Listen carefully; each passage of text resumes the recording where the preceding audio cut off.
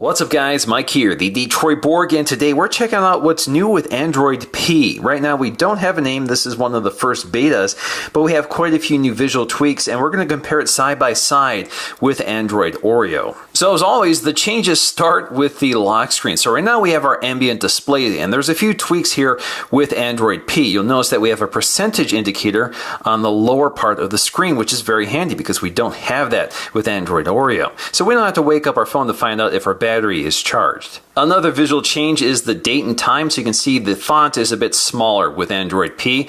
Now if we wake up the lock screen, you can see that has also been carried over to the lock screen. We also have these redesigned notification panels, so they're now rounded off at the corners. And if you swipe down, you get to your quick settings up top, which have again been redesigned. They're much more colorful, and we'll get into that when we get to the home screen. So at first glance, it doesn't look dramatically different, but there is a pretty significant difference in terms of the interface. First, up top, the clock has been switched from the right side to the left side. That's a pretty minor detail, but you can also see that they've sort of maxed out how much space the notification badges can take up. So right now it looks like 4 or 5 indicators in the left, and previously that used to continue going on past the center point. Now they do make a clever accommodation for this, so they actually expand out as you swipe down. So that's kind of a neat way of getting around that. So by far the biggest visual change with Android P is the new gesture-based interface, which I'm actually a big fan of. It's somewhat analogous to the iPhone 10, but there's some differences. So instead of a back, home, and recent apps key, we now have this single key with some gestures which perform similar actions.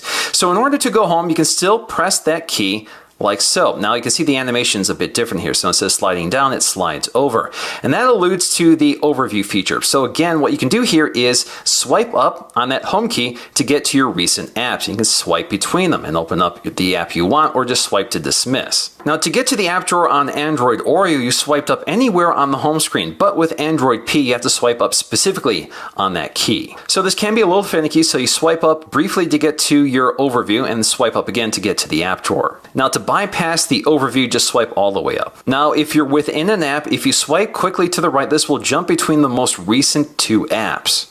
Another trick here is if you slide the home key left and right, you can actually navigate through the recent apps viewer and actually get this feedback or haptic feedback as you toggle between the different apps. You can also just release your finger and it takes you right to that app. Now split screen is handled a bit differently with this new interface. So for example, if you go to the overview feature, in order to activate split screen, you tap the icon at the top of the app and activate split screen like so. Now you can select another compatible app from below. So for example, I can open up Chrome and YouTube side by side, resize the window, and we're pretty familiar with that type of interface. You can also select another app from your home screen, but if the app does not support it, like Instagram, it just pops right to Instagram. One of the other cool features here is that it does sort of support multitasking. So for example, I can tap and hold text within this window without actually opening up the app. So I can copy it and take it to another window.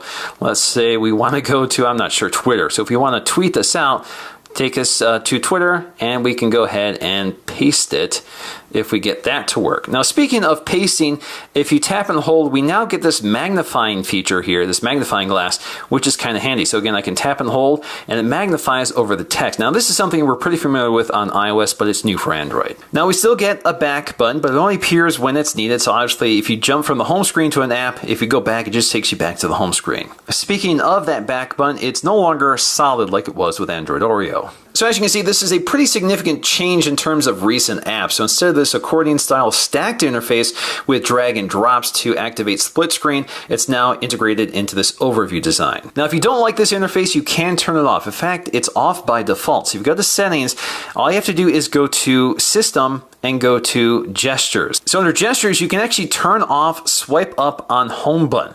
Now if you turn that off, it reactivates the standard Android keys. So if you take a look at the standard Android interface, you still get the updated overview design, but you lose the gesture interface. Also worth pointing out here is that the apps at the bottom of this overview screen are the same apps that are recommended at the top of the app drawer. So basically these are apps that the system determines you use a lot, so they might be useful to you if they're right here every time you swipe up. up. Of course, a long press of the home key will take you right to the Google Assistant. So getting to the redesigned notification shade, you can see the quick setting toggles up top are much bolder, but you can also see the design is more of a floating look. So the notification area is rounded off, and it's more distinctly separated from the quick setting toggles up top, which you can expand out. You can also see that the space above the quick settings has been blacked out, which is to make some accommodation for the notch style design that we're seeing with most smartphones today. So in addition to redesigning the icons so they're more uniform, they're also using blue to indicate when the feature is turned on. So for example, if I turn the flashlight on with Android Oreo,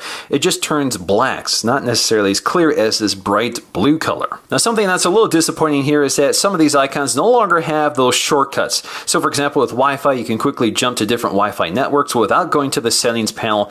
So if I want to do that with Android P, I actually have to tap and hold to get to the settings panel. So one of these toggles is auto rotate, which is not a terribly remarkable feature, but it does behave a bit differently with Android P. So if I turn off auto rotate here, and I go to an app and rotate the phone to landscape orientation, I get this indicator in the upper right or lower right corner that tells me that I can select auto rotate to flip it back to landscape orientation. So I think that's pretty clever. Same thing when you upright it to portrait mode, you get that indicator. So it allows you to temporarily switch back to portrait mode. So it doesn't turn off the auto rotate toggle. It just allows you to switch between landscape and portrait for that specific instance. Do Not Disturb also picks up a bunch of new features. So as I activate it, you can see all of the notifications disappeared. And that's because Do Not Disturb now allows you to mute any visual disturbances. So it prevents you from wanting to check any indicator that tells you that you have notifications.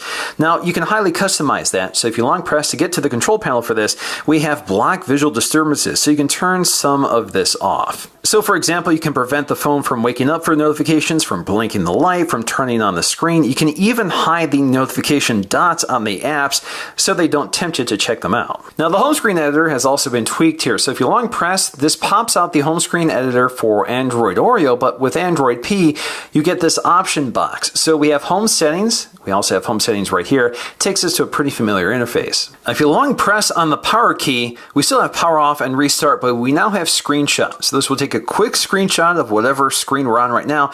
Then you can jump right to the screenshot to edit it. So this allows you to quickly edit and mark up the screenshot without having to go to the gallery to get back to it. They've also made a clever tweak to the volume controls. So when you press the volume key, now they appear next to the volume key where your thumb or your finger is, which I think makes a lot more sense. So now I have the option to adjust the volume like so, or I can use my thumb instead as well. Or I can select Do Not Disturb, or I can go to settings to adjust the volume for my ringer and more. The Settings app also gets a visual refresh, so we have more colorful icons and a more rounded off design. But for the most part, the content here is pretty much carried over unchanged. Now, something that's been talked about a lot with Android P is the cutout accommodation for displays that look a lot like the iPhone X. So for example, if you go to developer options, we have the option to simulate a display cutout for 3 types of phones. So we have a corner display cutout, which I don't think I've seen before. So you have a camera in the corner, you can select that. So again, this is for developers. This isn't for people to select. The phone maker will select this automatically for you. You also have double display cutout. So you'll see that everything up here is sort of resized and repackaged for that cutout. You can see down below as well. And the thing that most represents what we're seeing now is the tall display cutout. So you have a cutout toward the top for the camera and speaker. And again, it resizes all the content for that cutout. Now the interface really isn't that similar to the iPhone X. So for example, to go back, you swipe up on iPhone X and you press the home key on Android P. Now you can invoke the app overview feature in a very similar way. So you just swipe up from the bottom to get to it. So that's pretty similar. Now what I like better on the iPhone is that you can swipe between your apps just by swiping across on the bottom. So it doesn't switch just between the recent apps, you can switch between all of your apps. So with Android P, it just switches between the last 2 apps. Alright guys, so that's going to do for me with this quick look at what's new with Android P. Of course, there's a few other things under the hood, such as AI enhancements to battery saving, as well as app suggestions, and much more. But for now, that should cover all the visual and interface changes you should see coming to your Android phone sometime in the future. So I hope you guys enjoyed this video, and if you did, please let me know with a like, and I'll see you again in my next video.